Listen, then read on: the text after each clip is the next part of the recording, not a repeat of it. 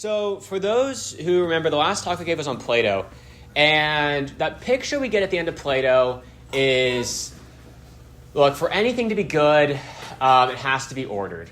And so the human good is no different, right? The human good is not pleasure. Why? Because there's good pleasures and there's bad pleasures, right? We talked about this. If there's good pleasures and there's bad pleasures, that means that there's something over and above pleasure, which is even better.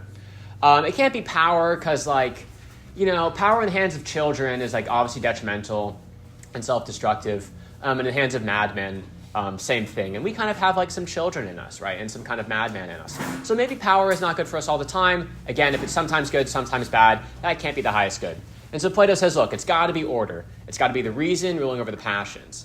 The passions are satisfied for reason's sake. Reason is the thing that is on top, is ruling, governing the passions. And that's what goodness is. Goodness just is right order.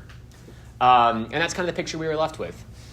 And Aristotle kind of picks this up. He was a student of Plato. So just in terms of our history here, Socrates was kind of like the first moral philosopher, we could say. Thales was the first philosopher, but he was doing more metaphysics. Socrates, he never wrote anything, but he was the kind of first moral philosopher. He was the teacher of Plato, and then Plato was the teacher of Aristotle. And then Aristotle tutored Alexander the Great, but that's kind of just a side fact. So Aristotle was familiar with Plato and his philosophy. And he sees something kind of wrong with it. Namely this. So think of the well-ordered soul. Think of the well-ordered human being, right? He's got the reason ruling over the passions. He's in right order. But he's just kind of sitting there. So I say this image. Think of a bike in a garage. Bikes are really spectacular pieces of machinery.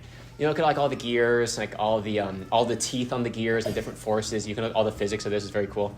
The handlebars and all that stuff. But if it's just sitting in the garage, there is obviously more goodness to be had there. Yes, it's well ordered, it's wonderful, it's beautiful, but it's just sitting there in the garage.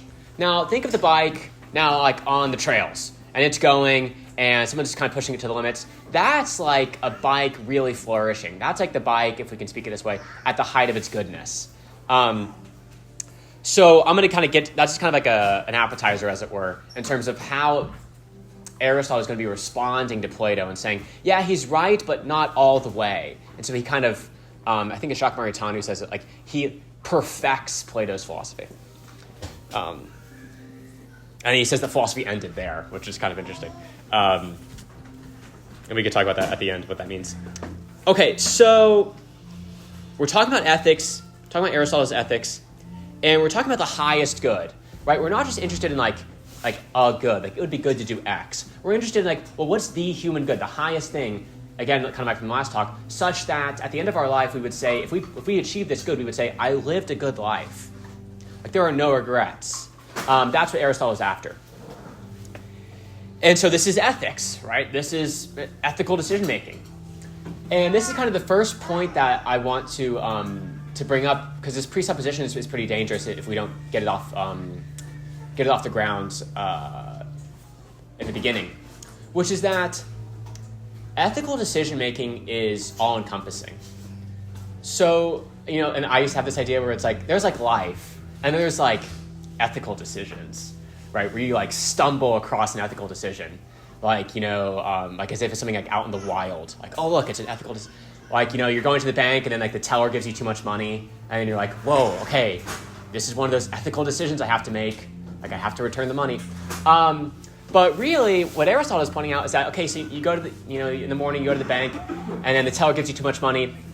That's not the first ethical decision you've made that day. In fact, you've been making ethical decisions from the moment you got up. The way you drove was an ethical decision. The way you chatted with the other people online, those are all ethical decisions. You can do those poorly, you can do those well. So this idea of ethics is all-encompassing, which is that the good life is not just some sort of decision, some sort of decisionism, you just have to get the right decisions at the right time. It really is a whole human life lived well. Okay. But what is that highest good, right? What exactly is that summum bonum? Well, Aristotle gives these kind of characteristics. If you're going to be the highest good, you got to hit these metrics. The first is that it's only sought for its own sake and never as a means. So let's pick like an obviously wrong example. Maybe walking is the highest good, right? Like walking, there it is, the highest good. That can't be it.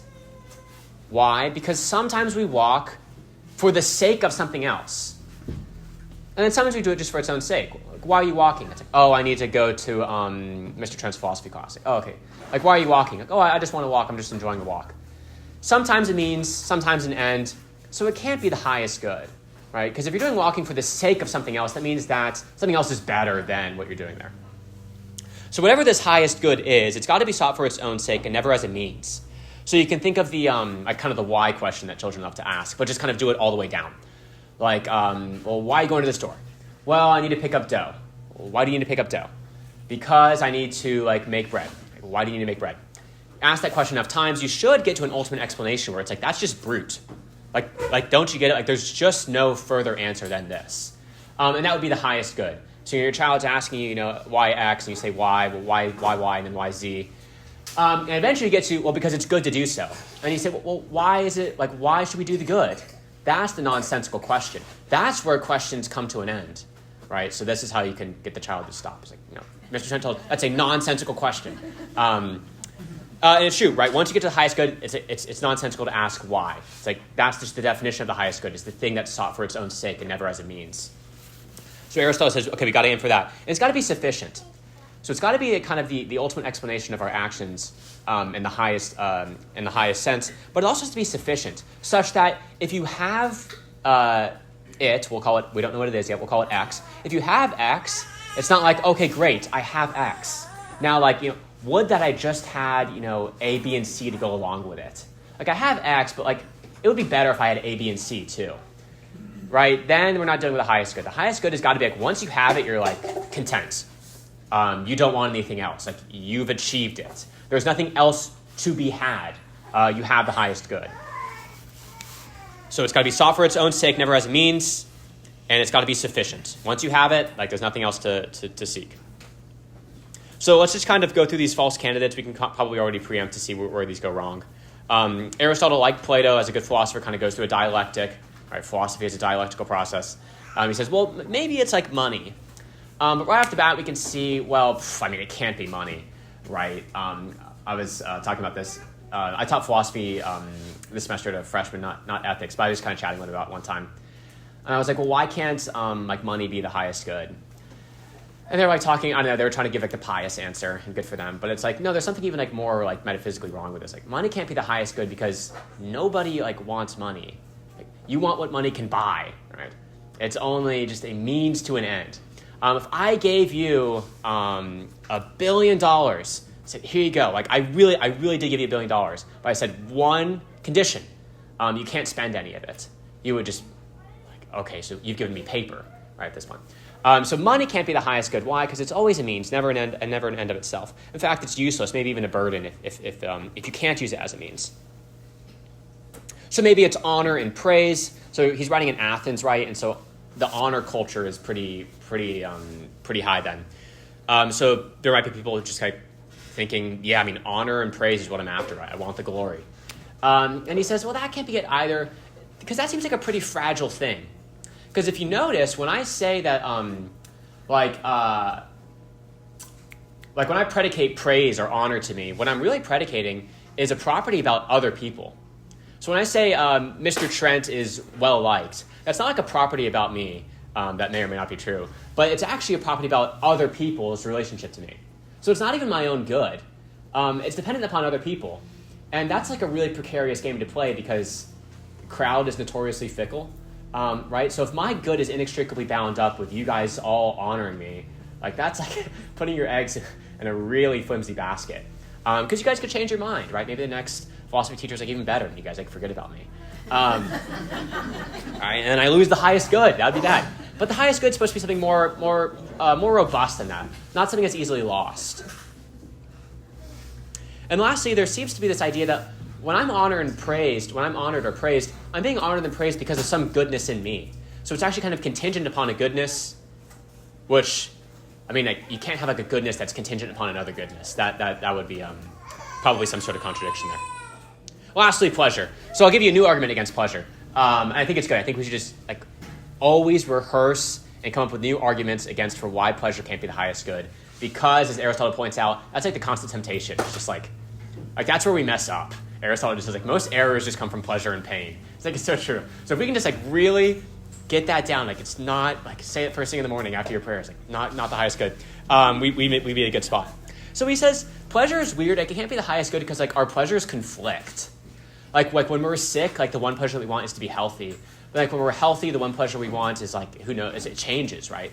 Our desires are actually kind of when we get put in different situations, we want different things. New desires get elicited, and so these desires are just going left, right, and center. And that's not really a stable or sufficient good. The highest good needs to be a little bit more stable than that, and a little bit something that's more, as we mentioned, sufficient. When you have it, you're okay, this is it. And pleasure clearly does not fill that role. Okay. So we're looking for something that's sought for its own sake, has to be sufficiently good. It's not money, it's not pleasure, it's not honor. So what is it? For Aristotle, it is eudaimonia, which is usually translated as happiness, although it can be legitimately translated as blessedness, and it can be unlegitimately translated as human flourishing, but it's helpful to think of it like that. Human flourishing.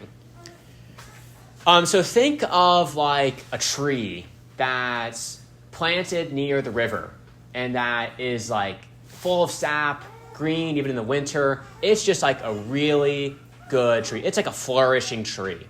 You see that tree, that's a good tree. You might even say that's a happy tree. And you see a tree that's kind of wilted. It's it's branches. It got struck by lightning one time, so it's its branches are kind of falling off. And it just does not look, it looks sickly. That's an unhappy tree. Aristotle says, basically to the extent that tree is flourishing, the first one, that's kind of what we're going for, but for us, as humans. So a thing's function tells us its standard of goodness. So the only standard of goodness that can be normative or that can be applied to us is the standard of goodness for the human. So the standard for what makes a good tree does not apply to me. Right, so my goodness and badness does not depend on whether I grow and have a bunch of leaves and produce fruit at the right time and have enough sap. All these standards are very strange and they don't really apply to me.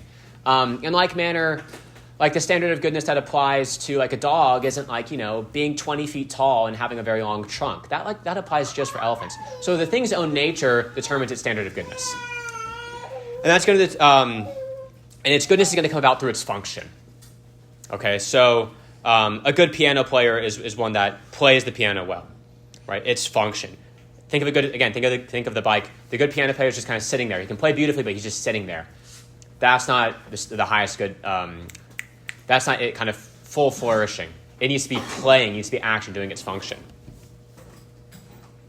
Okay, so if he's right, and we're saying that we need to look at our function, what we do, what our nature does, not just is, but does, acts, we're looking at good human living. So good, right, not bad, but good, human. The key word there, the key concept there with human is that we are a particular type of being, namely one that uses reason. That's just what we do. Even if you use it really in a really wretched manner, you're I want to totally forsake my reason and just disassociate and have a good time. So you're okay, so I need to go to the liquor store and download all these TV shows and close all my blinds. But notice there, right? You're doing something horrible. You're doing something vicious, but you're using your reason. You're you're going through what do I need to do to make sure that I disassociate and be a wretched person? You're going through the steps and you're using your reason. So even when we're at our lowest, we're still the type of thing that we are, namely the type of thing that uses reason. And you just see this all this time. Right now we're doing something very reasonable. I was at the St. Francis baseball game yesterday, and I was thinking, this philosophers, they can't just watch anything. I'm just philosophizing as I'm watching these people hit the ball. And it's here we are. We have this really complex set of rules, and we're all this is something that only reasonable people could do. Even though it looks we're just playing baseball, of course, but it's really complex.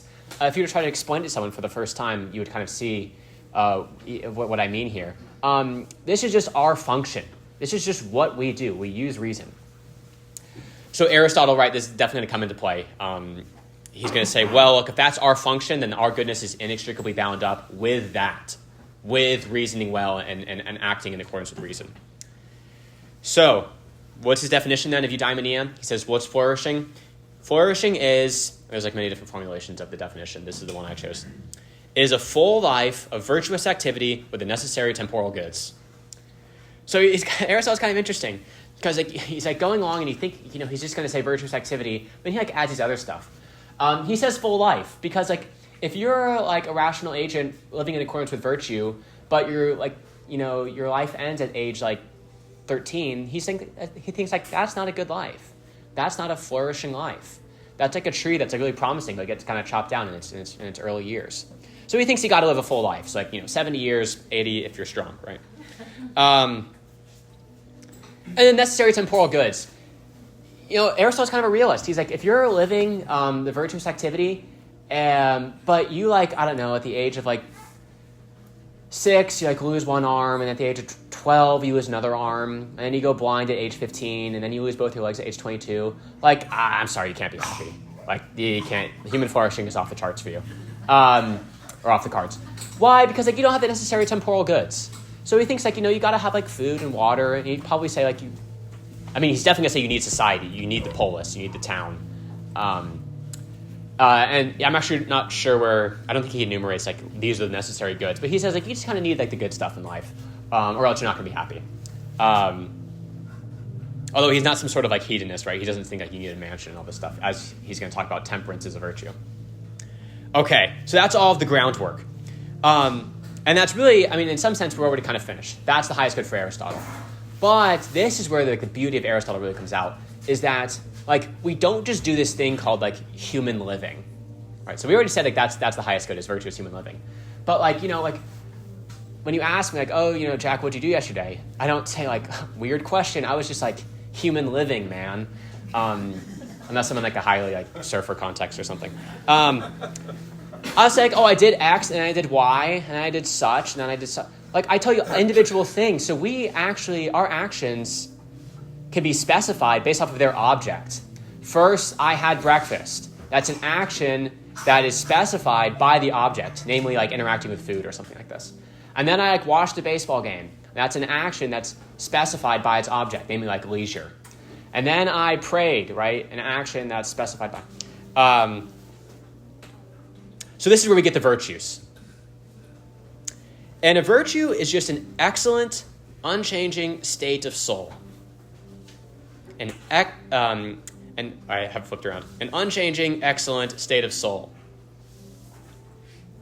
So we act with a variety of different objects as determinists of our intention, right? So I'm interacting with food. That's the object of my action. And Aristotle thinks that there are certain virtues, certain excellences, you can translate virtue, the word he's using there is excellence, certain excellences that our soul can have as a disposition towards those actions. And those are called virtues.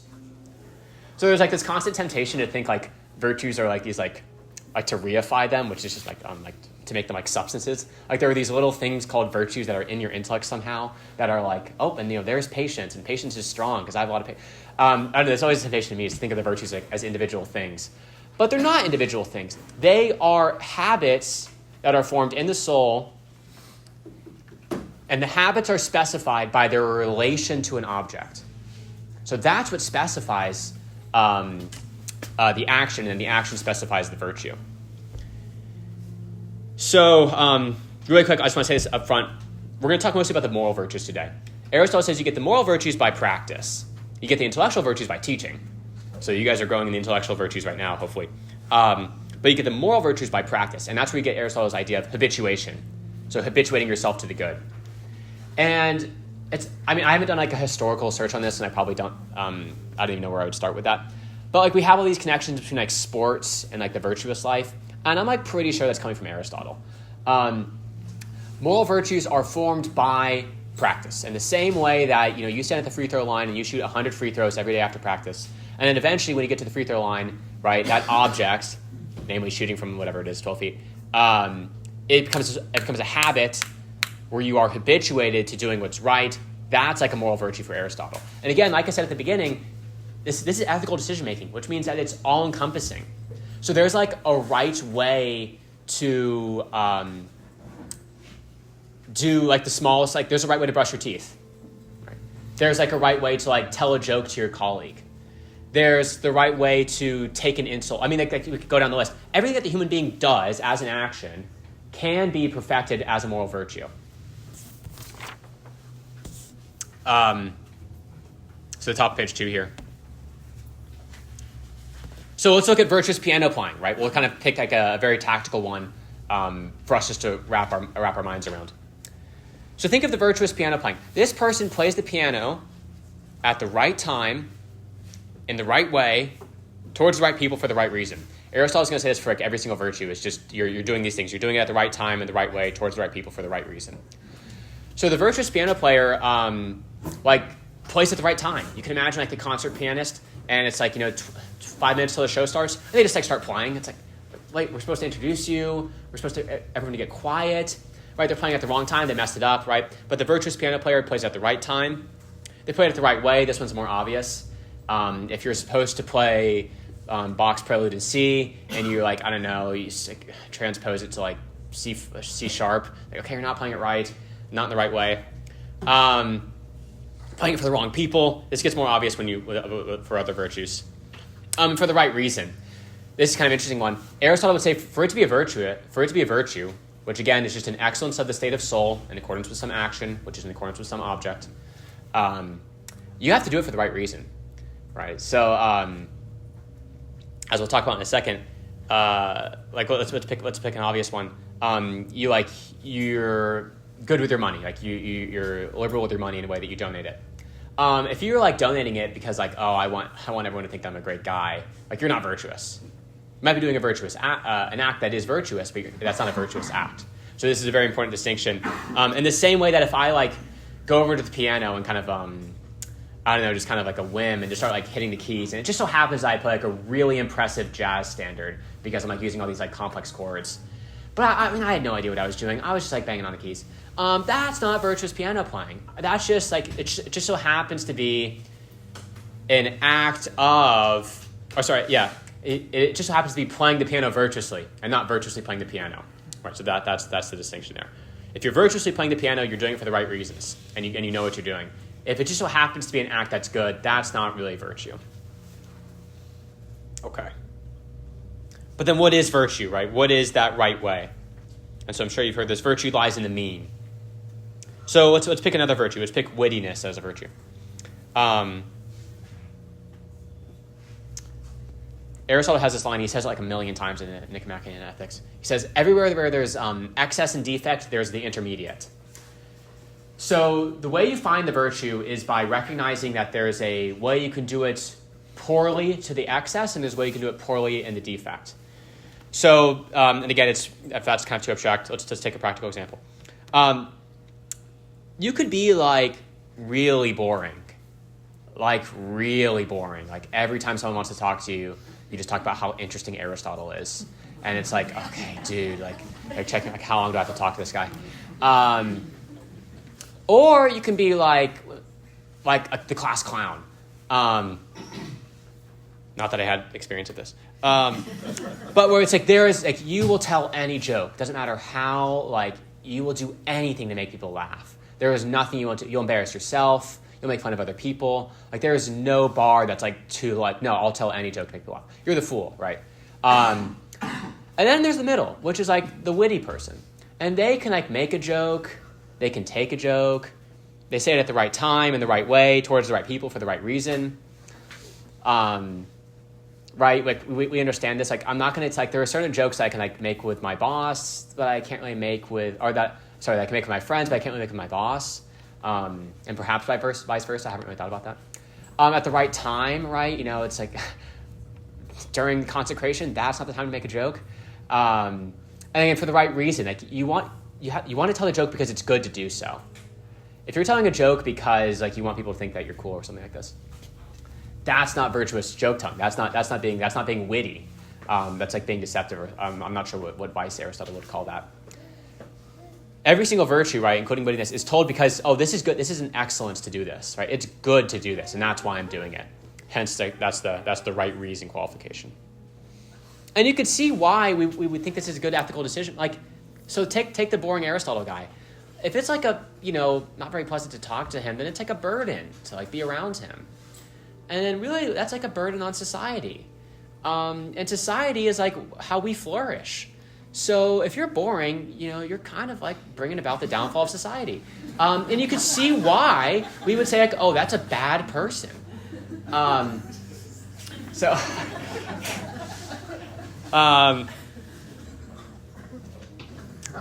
we can go down with all the different virtues, Now, I kind of lied to you. Not really, because that's an intrinsic evil. But I did something that maybe is slightly deceptive. The mean is not like an arithmetic mean, Aristotle would say. It's not like, I know that like I can't be like 100, and 100 is like being a fool, and I can't be 0, and that's boorishness. I need to be 50. Like, that's what I need to be. Like, come on, that's not how anybody makes a decision.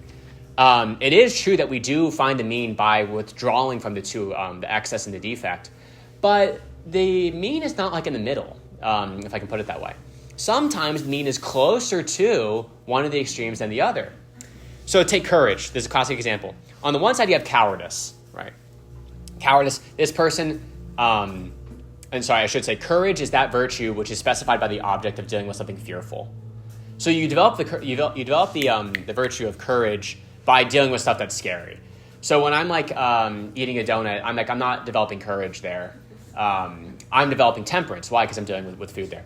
But when I'm like in battle, now I'm dealing with that habit, that excellent state of soul that's dealing with the object of courage.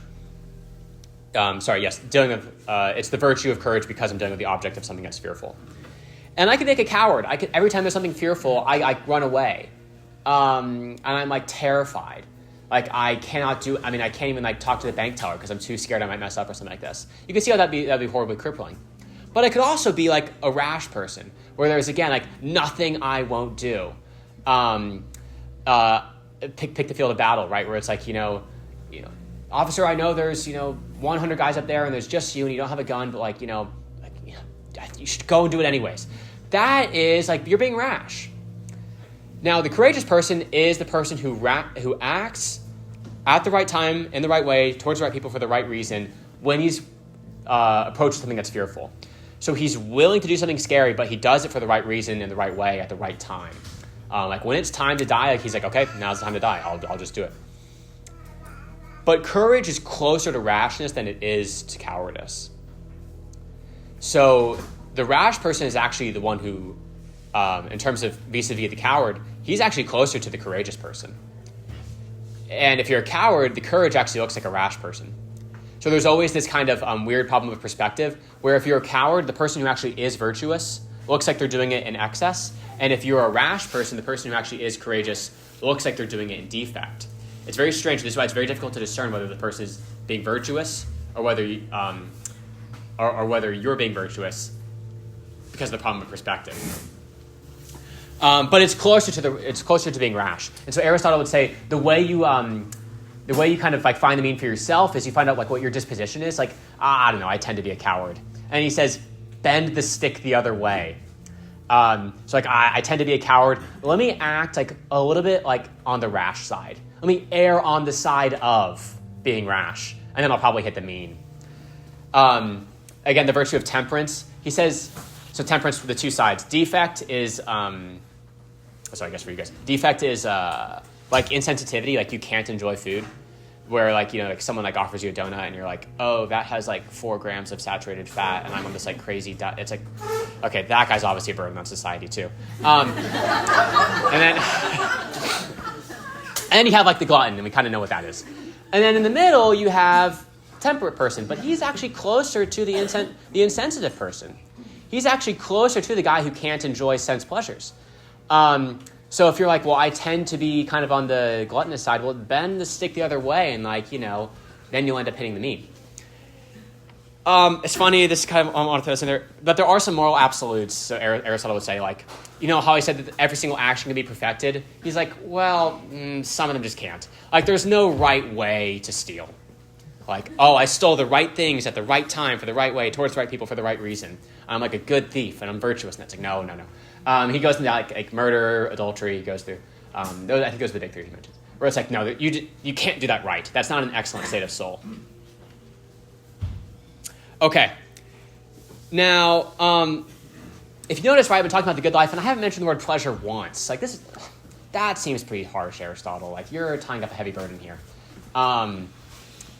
Aristotle does incorporate pleasure into his paradigm of goodness, and it's really beautiful the way he does it. He says, goodness is going to come, or pleasure is going to come into play in that while you are habituating yourself to the good, you're going to come to enjoy doing the good. You're going to find pleasure in it. So when it's time to donate money, you're going to find pleasure that you are donating the right things at the right time for the right people and for the right reason. And that's going to be true goodness. Because the guy who does it, you have to it's like pulling teeth, that's not really a virtuous person. Like if I told you right now, like, I hate being up here, I hate talking about Aristotle, like I might be doing it well, but I'm just miserable interior. You'd be like, oh, yikes, that's not a virtuous speaker. I'm like, shouldn't you like enjoy this? So in like manner, the guy who's like temperate, but is just like I hate the fact that I can't be eating 7 pieces of cake right now. Like I just loathe the fact I'm just having to eat one. It's like, oh, something has gone wrong. So that's how he's incorporating pleasure into the picture. And the way that kind of cashes out in its fullness is this understanding of like, well, what type of person are you? So now we're going back to the whole being problem, as opposed to just doing. But like, have you become virtuous? For the nerds in the room, the first act, as opposed to the second act. So he says like there's four types of guys. He actually says there's like 6, but the ones on the very end are so bizarre. I have no idea what's going on there. And most people, like, nobody even talks about this. Like if you talk to like Dominicans, they're not even going to mention to you that there's 6. So if you want to like kind of pull a fast one on them, be like, but aren't there 6 states of soul? And they'll shoot you a weird look. And if I have time at the end, I'll talk about it. So there's like the vicious guy, and the vicious guy. He has a wretched state or an unchanging wretched state of soul. So it's like a quasi virtue. It's a habit, but it's towards evil, and he enjoys doing it. So it's like like we're doing something like this, like a parish breakfast or whatever, and he like sees kind of like the donations jar, and he's like, let's go, it's time to steal. And he knows how to do it. He like causes attention on the other side of the room, steals it, like enjoys doing it, just like enjoys the fact that he stole. That guy's vicious, right? Vicious. Then there's like the incontinent guy. And he's like, oh no, shoot, there's the donation jar. Like, I really don't want to steal. He's like, he struggles, and he ends up stealing anyways. He like really struggles. Like part of him wants to, part of him doesn't. Then there's the continent guy, which is like where I think most of us are for a lot of stuff, where it's like, maybe not for this one, because that one's pretty low. But like I really want to steal, and you're like, see yourself, like, nope, not going to steal. And it's like, whew, okay, I didn't steal. And you made it, like you're constant, like you did the good, but you like really struggled. And then there's the virtuous guy, who like it's just like he does what's good. He like puts in a donation into the donation jar. He like loves it. He's doing it for the right reasons at the right time towards the right people in the right way, and he's just like crushing it. Right? He like all the actions he does, he just like nails it, and he enjoys it because he nailed it. Okay. But yeah, and the virtuous guy, like as Father kind of pointed out, it's like it's easy, it's prompt, it's joyful. You do the good, and that's the goal.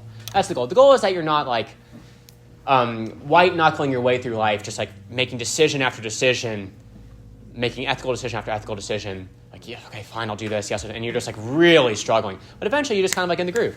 In the same way that, go back to the piano player, he's just kind of like doing his thing, and he's doing it excellently, but he's like not even thinking about it, in a certain sense. And this is actually great because this gives us the tools to be able to make moral evaluations to people who aren't being intentional. So let's say, I always pick the weirdest like thought experiments, but let's say a grenade appeared in the room, and I just like find myself jumping on it, and I'm like a martyr for the parish philosophy class. And it's like a few of us, so it's like Jack and companions. But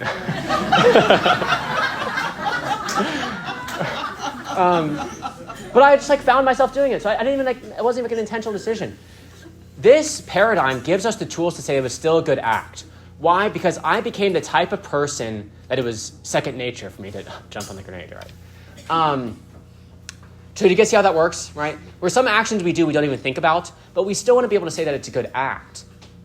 And this virtue paradigm gives us the tools to say that, because you became the type of person that would just do that on the fly. A really a vicious person would not do that. And again, it also gives us the tools to be able to condemn people, where it's like, well, that's just in his character to, be really rude to the waitress. That's even worse, right? If someone says that's in your character to do X and X is bad, that's even worse than saying you intentionally chose to do it. Why? Because again, the goal is to become good, to become the type of person that does X. And so if you're becoming bad, it's kind of it's adjacent to the conversation of well, you get drunk and then you kill somebody. It's well, you didn't really mean to kill him. You weren't thinking that clearly. It's yeah, but you got drunk to the extent that you were even in the mental space to think that was an acceptable thing to do. That's even worse. And there's getting drunk is actually a really, really tricky moral kind of game. You've taken enough philosophy classes where it's are you responsible if you kill 10? It's very, very, very muddy. But luckily, we're not talking about that. Okay. So that's Aristotle's ethics in a nutshell. There's stuff I didn't even touch on, friendship. He dedicates 2 books to friendship, which are really important. I just don't even mention it. And then his last book is all about contemplation, where he says contemplation is the highest good. And that's weird, and that's hard for me to explain. So I just kind of omitted that as well. But this is the groundwork. So you can go on and do your further philosophizing. Just as a recap before we open to questions, we're looking for the highest good, something that's sought for its own sake, that's sufficient. It can't be money, pleasure, or power. It's eudaimonia. It's human flourishing. And human flourishing means that we're acting in accordance with the right reason. But we don't just do one act, we do multiple acts, and they all have to be perfected to be a good human. We perfect these acts by acquiring a unchanging, excellent state of soul. These states of soul are determined by the object of the action. We find them by going to the mean between the defect and the excess. But it's not exactly an arithmetic mean. It's not really in the middle. And if we do that enough, then we become virtuous people. We become good. We become happy. So thank you. That's all I have.